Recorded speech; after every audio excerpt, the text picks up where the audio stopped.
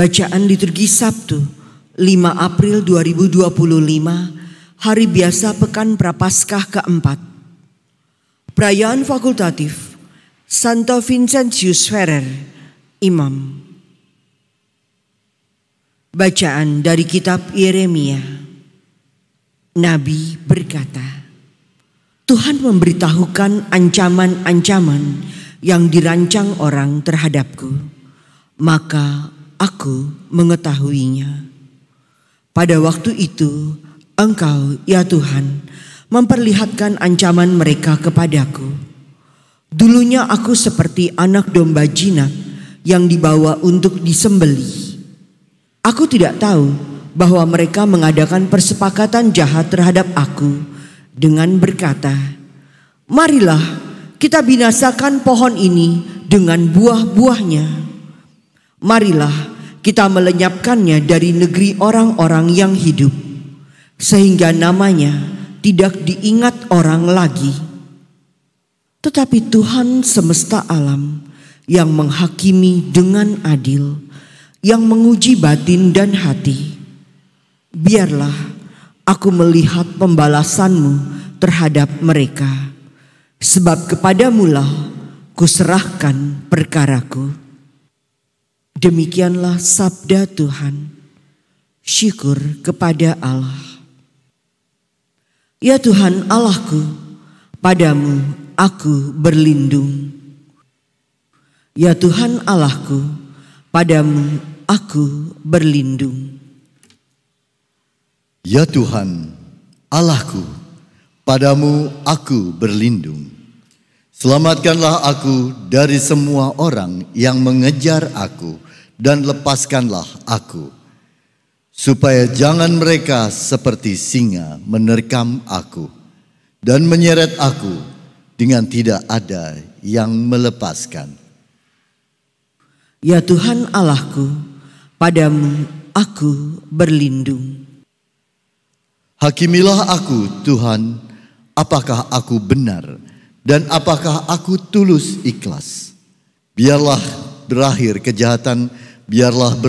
kejahatan orang fasik, tetapi teguhkanlah orang yang benar. Engkau yang menguji hati dan batin orang, ya Allah yang adil. Ya Tuhan Allahku, padamu aku berlindung.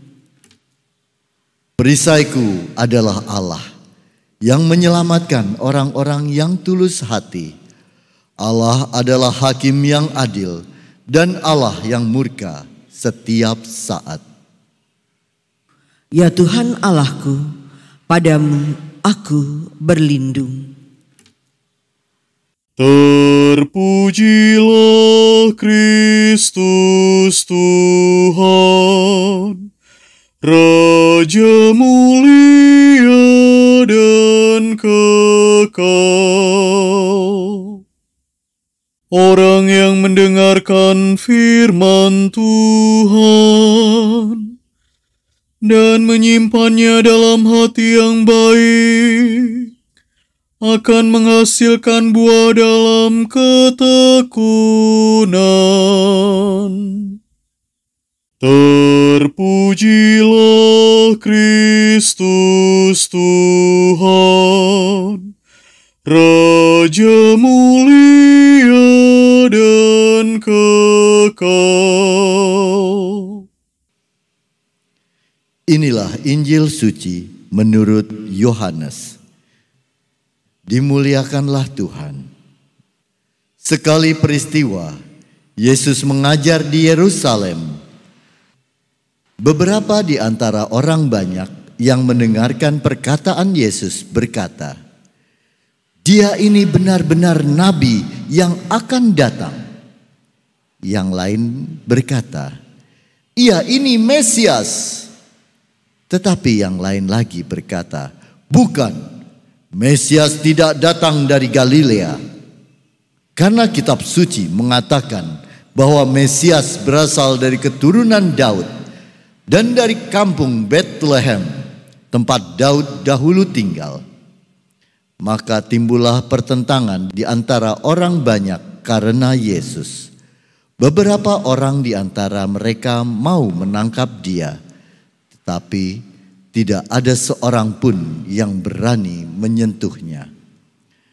Maka ketika penjaga-penjaga yang ditugaskan imam-imam kepala dan orang-orang Farisi pergi kepada imam-imam kepala, orang-orang Farisi berkata kepada mereka, "Mengapa kamu tidak membawanya?" Jawab penjaga-penjaga itu, "Belum pernah seorang manusia berkata seperti orang itu." Jawab orang Farisi itu kepada mereka, "Adakah kamu juga disesatkan? Adakah seorang di antara pemimpin-pemimpin yang percaya kepadanya, atau seorang di antara orang-orang Farisi? Orang banyak itu tidak mengenal hukum Taurat, terkutuklah mereka." Nikodemus, seorang dari mereka yang dahulu telah datang kepada Yesus, berkata kepada mereka, "Apakah hukum Taurat kita menghukum seorang sebelum ia didengar, dan sebelum orang mengetahui apa yang telah dibuatnya?" Jawab mereka, "Apakah engkau juga orang Galilea? Selidikilah kitab suci, dan engkau akan tahu bahwa tidak ada nabi yang datang dari Galilea." Lalu mereka pulang masing-masing ke rumahnya. Demikianlah sabda Tuhan. Terpujilah Kristus.